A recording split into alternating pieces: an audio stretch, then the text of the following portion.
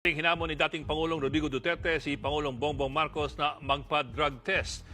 Kasunod po yan ang paglabas ng umunoy video ni PBBM o pinagbubukang si PBBM na gumagamit daw ng droga. Nasa frontline ng balitang yan si Maricel Halili.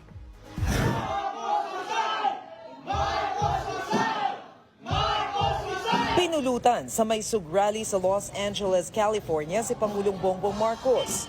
Ipinalabas doon ang video ng umano'y pandodroga ng Pangulo. Pinagre-resign at tinawag din nilang bangag si PBBM.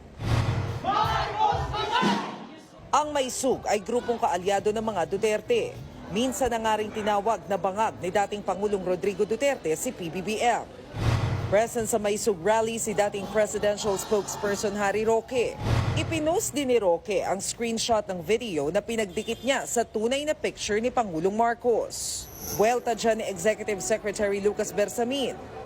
Koreano yun, hindi Pilipino. What do you mean, sir? Is that fake? Nakita mo naman. What's the purpose? Bakit kaya ngayon Paninira.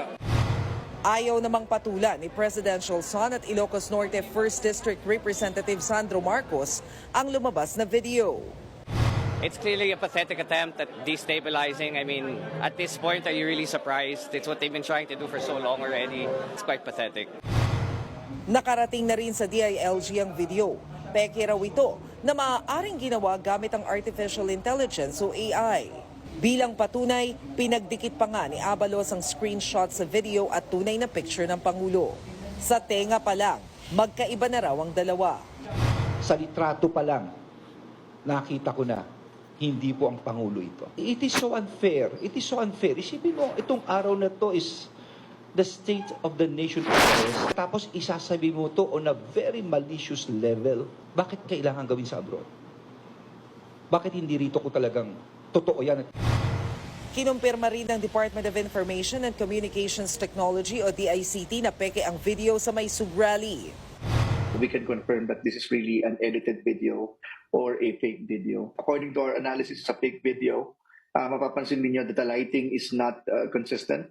And parang nandito maliwanag, the rest is madilim. Para naman kay Defense Secretary Gibo Chodoro, parte ng destabilization plot ang malisyosong video. Obvious po na ito ay gawa-gawaan lamang. Ngayon, maliwanag na po sa akin, mga kababayan, na meron po talagang matinding plano na i-destabilize po ang ating gobyerno. Posibleng sinadya raw na sa Amerika ilabas ang video para hindi sila makasuhan dito sa Pilipinas. Kami po ay nananawagan sa authorities po sa Estados Unidos na imbestigahan po itong insidente na ito upang ang mga malisyosong nasa likod nito ay maharap sa hustisya. Itinanggi naman ni dating Pangulong Rodrigo Duterte na may kinalaman ng grupong may sug sa naturang video. Sa inilabas na pahayag ng partidong PDP, sinabi ni Duterte na matutuldukan lang ang isyong ito kung sasailalim sa hair follicle drug test si PBBM. Kung magnegatibo, tsak na mawawala raw ang agam-agam sa kanya ng publiko. Wala pang tugon ng palasyo tungkol dito. Dati nang itinanggi ni Pangulong Marcos na gumagamit siya ng illegal na droga. Nagbabalita mula sa Frontline, Maricel Halili, News 5.